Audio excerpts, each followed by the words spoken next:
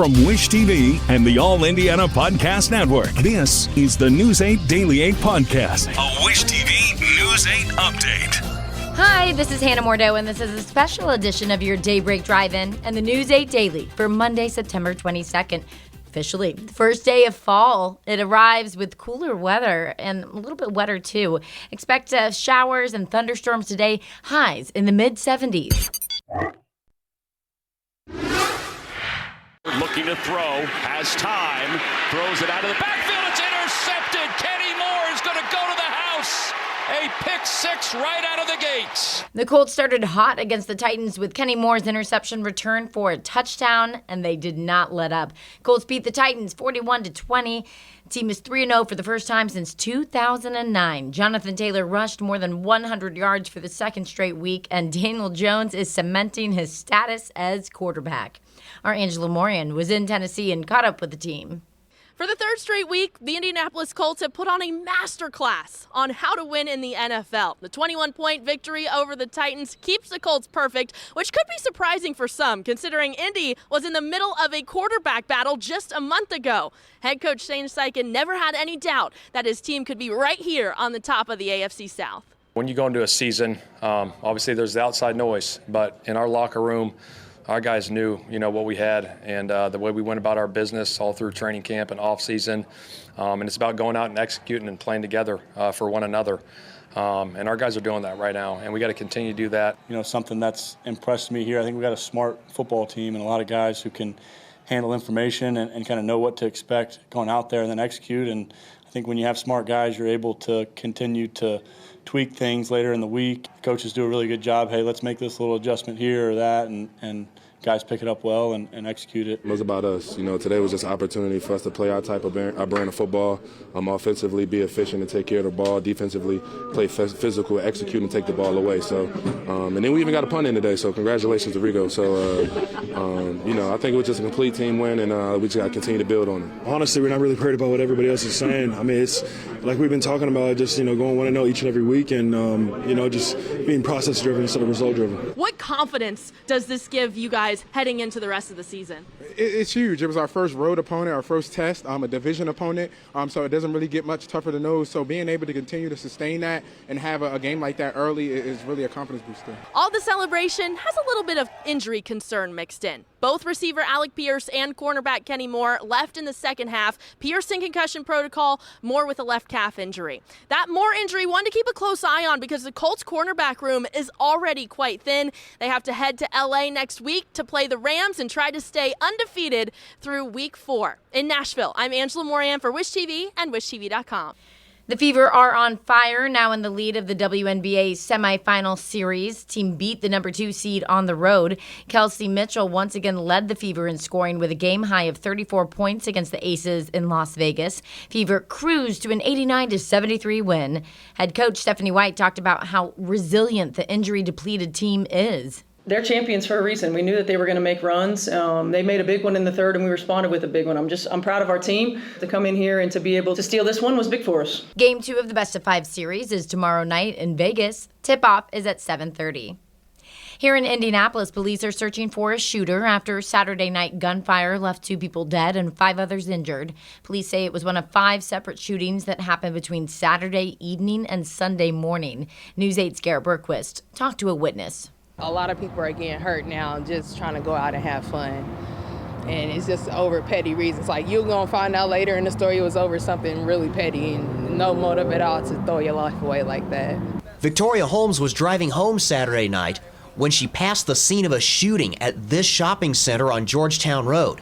She works there during the daytime.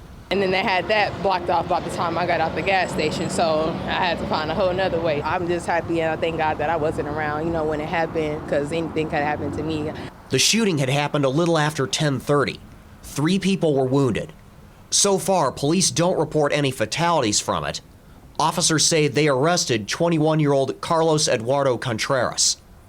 Just 4 hours later and 5 miles away, 2 people were killed and 5 more wounded outside Vibes Ultra Lounge on Eagle Creek Parkway. Police have not yet announced any arrests or released any suspect information in that shooting. It is sad because, somebody lost their family member, their brother or sister. Mayor Joe Hogsett says, "Tragic gun violence shook our city last night, and my prayers are with everyone affected. While such incidents can undermine our sense of safety, I know Indianapolis is stronger than this." Vibes also posted a statement on social media. On behalf of Vibes Ultra Lounge, we extend our deepest condolences to the families and friends of the victims whose lives were tragically taken last night. We also wish to offer our sincere apologies to our customers and the community for the heartbreaking events that occurred. While the details are still emerging, we know we have lost beloved members of our community whose absence will be profoundly felt. I just think people should just, think before they, take an action that's going to mess up the rest of their life, because it's not worth it killing these people and just to prove a point or just to make yourself look tough or whatever the case may be. I'm Garrett Bergquist for Wish TV and WishTV.com. Wish TV and parent company Circle City Broadcasting have launched YATVAC. That stands for Youth Alternatives to Violence and Crime. Our company is using its platform to educate, inform, and provide support to kids and teens, as well as their parents, grandparents, and caregivers. Just go to WishTV.com and find the YATVAC page. Happening today, the City County Council is set to decide whether to approve rezoning farmland in Franklin Township for a Google data center. People who support and oppose the center will get to speak at a hearing ahead of the council's vote. As of now, it appears enough council members oppose the plan to keep it from happening. Center would be built in the district of Councilor Michael Paul Hart. He tells us he's still optimistic. The facts haven't changed. The abatements are still there. The energy concerns are still there in terms of the amount of that we can produce. The concerns about water are still there. The concerns about quality of life and the people that live in and around an area that have to deal with the generators and the size of the building, it's all still there. Tonight's council meeting starts at 7 o'clock. President Donald Trump praised Charlie Kirk as a great American hero and a martyr for freedom as he and other prominent conservatives gathered Sunday evening to honor the slain conservative political activist whose work they say they must now advance. The memorial service for Kirk drew tens of thousands of people, including President and Vice President J.D. Vance and other senior administration officials as well. Kirk's widow, Erica, in her own address said in the midst of her grief that she was finding comfort that her husband left this world without regrets, and she said she forgives the man who's charged with killing him. 22-year-old Tyler Robinson has been charged with killing Kirk and faces the death penalty if convicted of the most serious charges. Critics are blasting the president for a social media post directing his attorney general to pursue legal cases against people that the president perceives as his political enemies. In a post on Truth Social, the president appeared to tell Attorney General Pam Bondi that nothing is being done when it comes to investigations into people like New York State Attorney General Letitia James. The post came after Eric Seibert resigned as U.S. Attorney in Virginia. CNN reports that Seibert was pressured to prosecute James in a case over a home mortgage, but found no evidence of a crime. Yesterday, Trump denied demanding charges against James, which one Democratic senator says are at odds with Trump's own words on social media. No, I don't do that. I don't do that. I mean, I look at the facts like everybody else. You read the facts, and to me, she looks terrible. She looks like she's very guilty, but that's going to be up to the DOJ. The President of the United States is now employing the full power of the federal government, the FCC, the Department of Justice, in order to punish, lock up, take down off the air all of his political enemies. Trump has criticized James ever since she brought a civil case in New York last year that led to a fraud judgment against Trump and his company. A local Air Force veteran was given a life-changing gift this weekend. Nonprofit Cars for Heroes places keys in the hands of veterans. They gave a vehicle to Daniel Armstrong. Armstrong says it's been difficult meeting the needs of his own family without transportation. If you don't have a car, it's very difficult. Our children go to school. It's only a 10-minute drive, but it's like an hour walk. So it's like 4 hours a day just walking my kids to school. So that's a huge help.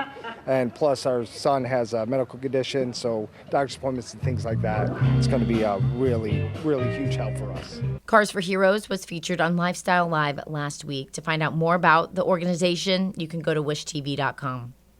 IU and Notre Dame both move up in the latest AP college football poll. Hoosiers jumped 8 spots to number 11 this week after blowing out Illinois 63-10 in Bloomington on Saturday. I was there. It was a really good game. Hoosiers hit the road for the first time this season. They face Iowa on Saturday. Notre Dame is up 2 spots to number 22 this week after a 56-30 win over Purdue.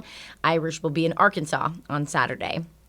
Indianapolis native Cole Hawker bounces back from a disappointment last week to win a world championship. Hawker took gold yesterday in the men's 5,000 meters at the World Track and Field Championship in Tokyo. Last week, Hawker was disqualified in the men's 1,500 after judges ruled that he jostled other runners during his semifinal heat. You might recall the Cathedral High School grad won Olympic gold in the 1,500 in Paris last year.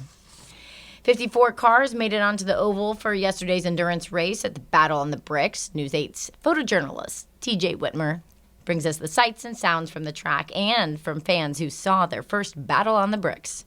Yeah, it's my first time at this place. I'm really excited to check it out. This is my first time ever here. Like, I've never even drove by this place before.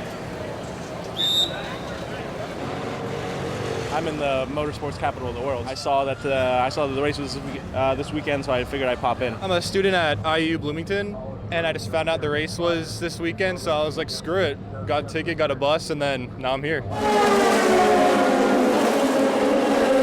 My favorite car is racing today, Rexy, and I was so excited to go see him in real life.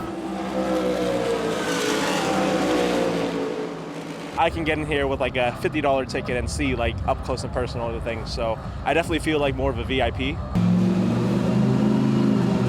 I think it draws in a lot more of a crowd. Like, I feel like it brings more of like a younger audience into racing and they grow up like being into it.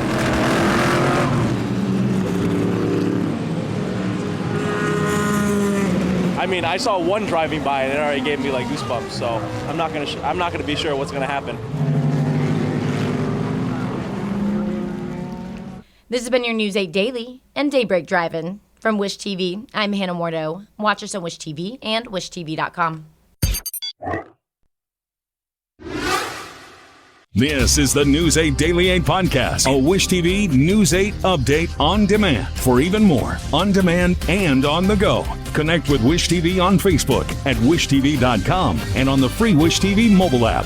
Thank you for listening. And be sure to like, subscribe, and follow this podcast for updates every weekday morning on the All Indiana Podcast Network and wherever you get your podcast.